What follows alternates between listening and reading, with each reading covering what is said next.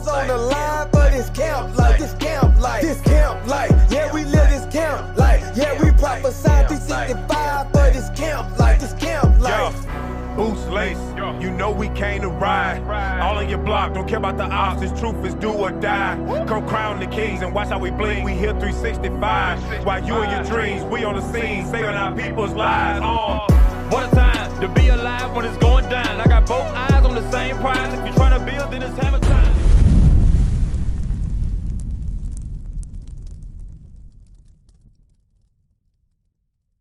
Says the whole earth is given to the hand of the wicked. So when you're asking about whose hand are you giving it to, the Bible lets you know. Remember, it's very descriptive. It teaches you, hey, how you doing, bro? Oh, no, yeah. Come off the street, bro. We don't want no car to hit you. How you doing now, man? What's your name? Aramis. Aramis, how you doing, man? I'm Yairi. So you've been hearing what's been being said right now?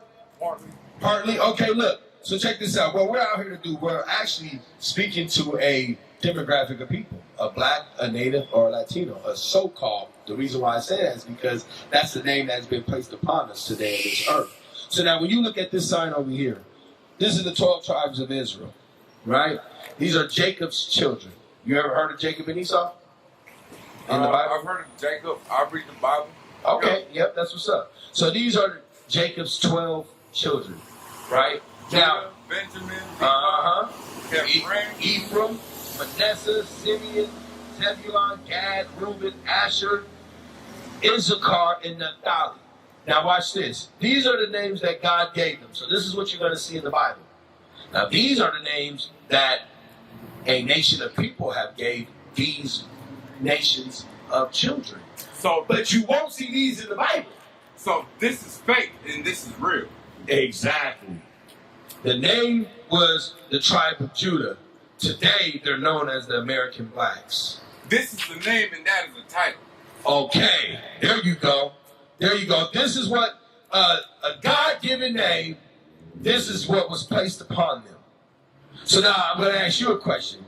According to your father, meaning your genealogy, right? Your dad's dad, as far as you know, what nation of people are they called? Your fathers. Your dad. Just say your dad. I am all over the place. I'm mixed with native, mixed with, you know, these are titles. Right. No, yeah, titles. Yeah, no problem. Right, native, And black, what would the nation? Spanish. What would the nation call your dad? I guess it would call him a Mexican, or I guess it also would call him a native. Okay, so look, the reason why I asked that, so now, if you look down here, right, you see Gad is the American Indian. So if they would say, oh, you're a native, right, then he's really from the tribe of Gad. But let's say, like you said, they call him a Mexican or Aztec, right? You're Aztec warriors, right? He's actually from the tribe of Issachar. But the Aztecs, they were sun worshippers, right? True. They worship the sun. Just like the native worship the moon. Aye. You know what happened? We went off. We were never supposed to do that. That's right. The nation of Israel was never supposed to go outside of the law, statutes, and commandments that God gave them. Today we would just call them the customs. You look at the native right here. Check this out. So we've been to plenty of different native reservations, right? And different powwows. Now when we go to these powwows, we ask our native brothers, how come you wear these fringes? Because like on the other, what they would call them is costumes, right? They dress up in their costumes for the powwow, right? And they go around acting kind of foolish, to be honest, because it's hard to see us going around saying, but that's all we know, right? But watch this. Let's say we did always do that, whatever. But think about it. The costumes that they call it, we asked them, well, how come you wear this on it? How come you wear the fringes, basically, with the ribbon of blue? They actually even have the ribbon of blue on them. Do you know we heard all sorts of answers? It represents the grass and the water and life and nature. But guess what we did never hear? I'm going to read it to you. This is what we didn't hear from our native brother. Bring it out. Read that in the Bring numbers. it out. I'm going to show you what I did not hear. But we've always worn it. To them, it's just a custom today. Just like the so-called black woman, when she go into the church, it's a big fad for her to wear a big-ass hat.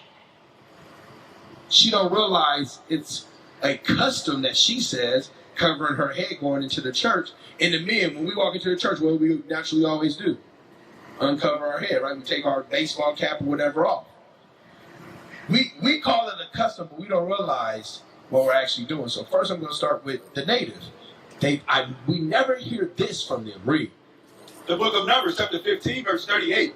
Speak unto the children of Israel, and bid them that they make them fringes in the border of their garments throughout their generation. Bid them that they make fringes at the border of their garments throughout their generations. Right here, exactly. Read. And that they put upon the fringe of the borders a ribbon of blue. And that they also put that ribbon of blue on it. And don't you know, go just look it up. Go look up powwows, right? To this day, on the custom, they know that this is just how they make their costume. Again, that's what they call them. That's what at least they told us. Oh, it's our costumes for our powwow. But we noticed something on your costume, sir. Or ma'am. At the bottom, there's some ribbons. And, oh, well, this represents, like I said, but we never hear this. Because this is what it is. This is why they've always done it. That's right. Read it again. Numbers chapter 15, verse 38. Speak unto the children of Israel, and bid them that they make them fringes in the border of their garments throughout their generation, and that they put upon the fringe of the borders a ribbon of blue, and it shall be unto you for a fringe, that ye may look upon it, and remember all the commandments of the Lord. So the reason why we did it is to look upon it, to remember all the commandments of the Lord. When I look down at it, I remember, I can't eat pork. I can't lust after this woman. When I look down and I see that, I remember the commandments. Like, I can't do these things, right? Now, the natives, you ever heard of the Lost 10 Tribes? You ever heard that before growing up or whatever? So if there was a thing, it's no longer commonly known today, but there was a thing called the Lost 10 Tribes. We don't know where they went, but they've always known where they went. There's a movie out called Conquest of Paradise, 1492. It starts off with Christopher Columbus, right? Christopher Colombo. It starts off with him, and he said, I know where the Indies are. And he said, I know this because of the writings of Esdras. And the council that he was talking to said, what? Esdras, he's a Jew. And you go to the council with that to ask for some money based upon the writings of a Jew, you will be killed. When he said he knows this because of the writings of Esdras, now it was in a movie, but it's still real talk. Watch this. It's true life. Go to 2nd Esdras. Read that. Watch this. So Ezra is in the book of the Bible. He read that word strong. That's right. Ezra is in the book of the Bible.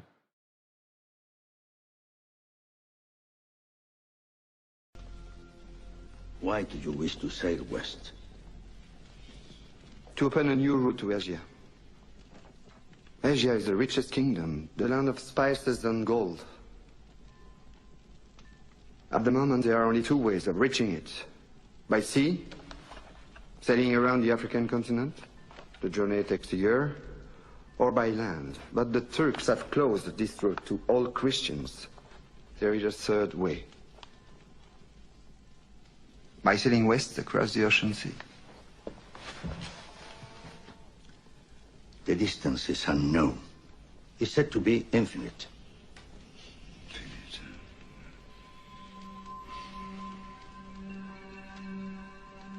Superstition. I believe the Indies are no more than 750 leagues west of the Canary Islands. How can you be so certain? The calculations of Toscanelli, Marin de Tir, Esdras. Esdras is a Jew. So what's worse? 2 minutes, and already you're a dead man. For telling the truth? Yes. They are burning people for less. The men you're about to confront. We're going to read it to you. This is what the movie is referring to when Christopher Columbus said he knows where the Indies are. Read. The book of 2nd Esdras, chapter 13, verse 40.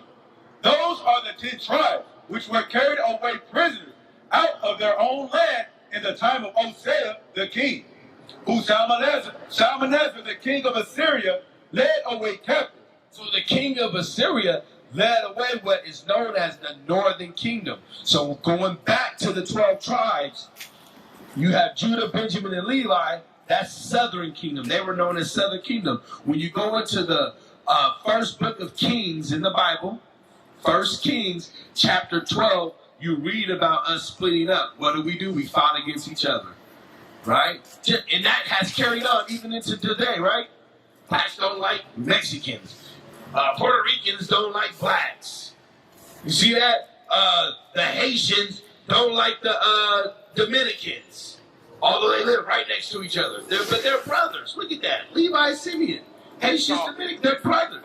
Unnecessary division. Unnecessary division. All because of ourselves. You read about the first time in 1 Kings chapter 12, right? So, again, Judah, Benjamin, and Levi is known as southern kingdom. Ephraim on down is known as northern kingdom. So this is what we're reading about.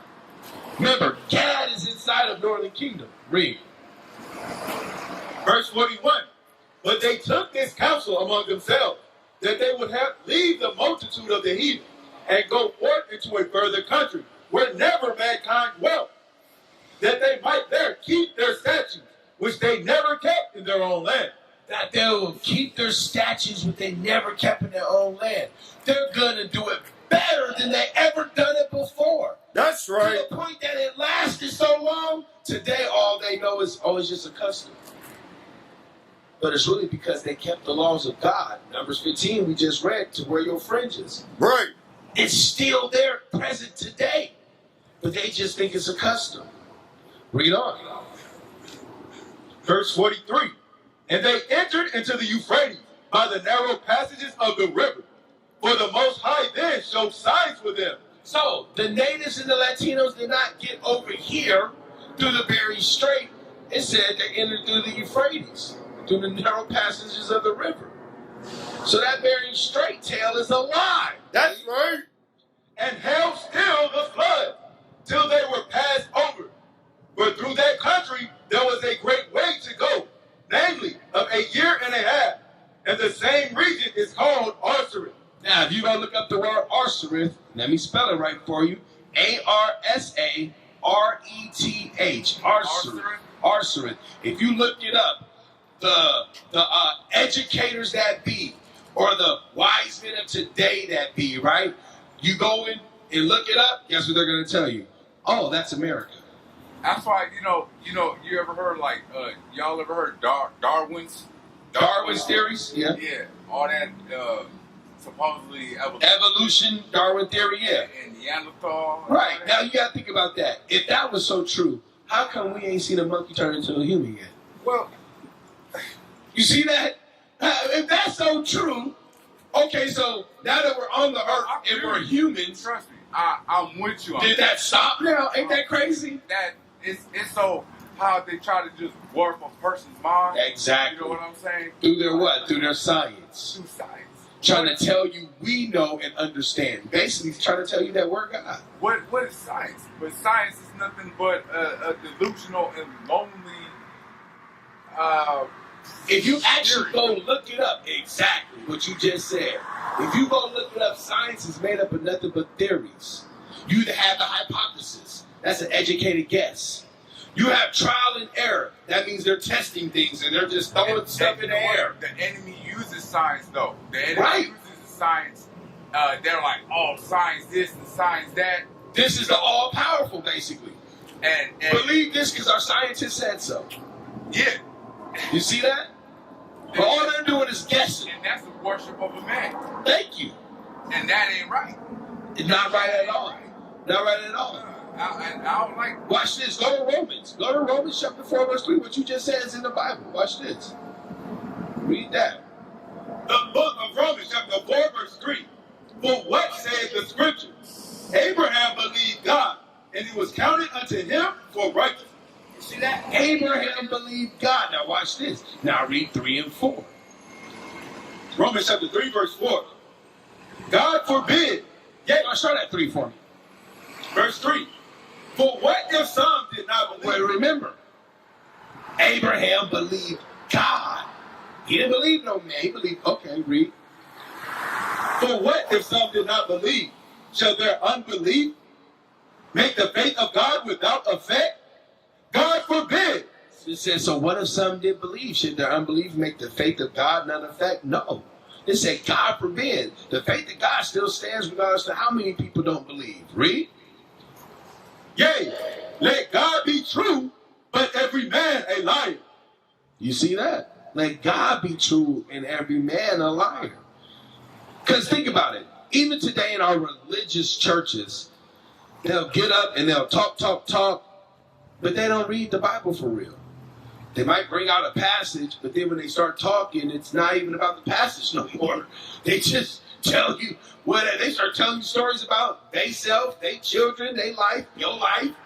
But you like, okay, but we just read that God be truly been alive. What does that mean? Well, let me tell you something. I got a word today, but they're not reading the word. Right. Ain't that funny? And that's where you're supposed to get the word. So now just imagine anywhere outside of there. You know the word ain't being read. Like we just started talking about the science and all that. They're not teaching you based upon what God says. That's right. That's an issue today on the earth. That's why we're confused. To scream black power while Heron was pushed. But at the end of the day, nothing's in vain. Iuic has been given a vision. The tents of Judah has risen. Many has attempted the mission, minor murmuring, omitting, and missing the mark. Just reading that he had the flame of fire in his eyes gave us the spark. We on Paul's mission. We out on the road, purple and gold, from Mexico, Cuba, Haiti, Ghana, Sierra Leone. 144,000 boots banging, concrete crackling. These are how men repented at heart. The scriptures is proof. Iuic, we deliver the truth.